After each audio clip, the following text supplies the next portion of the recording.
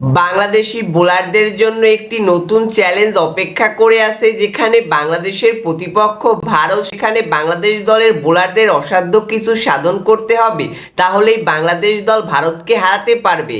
বাংলাদেশ দলের বোলার তাসকিন আহমেদ, হাসান মাহমুদ, নাহিদ রানা, মেহেদী হাসান মিরাজ এবং সাকিব আল হাসানের সেরা পারফরমেন্স করতে হবে, কারণ আমরা জানি এমনিতেই ভারত অনেক শক্তিশালী একটি ক্রিকেট দল।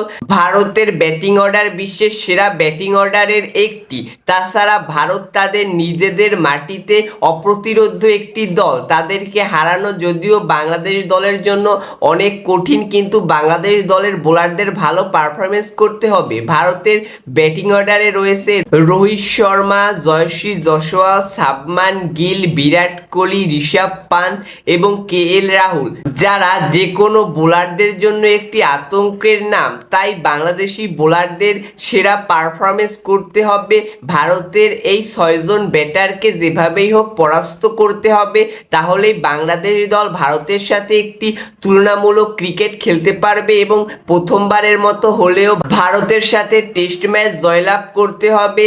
ভারতের ব্যাটাররা যেরকম শক্তিশালী, বাংলাদেশের বোলাররাও কিন্তু কম শক্তিশালী নয়, সেদিকেও খেয়াল রাখতে হবে। নিজেদেরকে কখনোই ছোট ভাবা যাবে না। প্রতিপক্ষ দলের সাথে আক্রমণাত্মক ক্রিকেট খেলতে হবে, তাহলেই বাংলাদেশ দলের দ্বারা সম্ভব ভালো কিছু করার। যদি বাংলাদেশ দল ভারতের ব্যাটিং স্তম্ভ ভেঙে ফেলতে পারে, তাহলেই বাংলাদেশ দল সহজেই ভারতকে আটকিয়ে দিতে পারবে এবং বাংলাদেশি ব্যাটাররা তাদের সেরা পারফরমেন্স করলে ভারতকে হারানো বাংলাদেশ দলের জন্য হবে শুধু সময়ের ব্যাপার।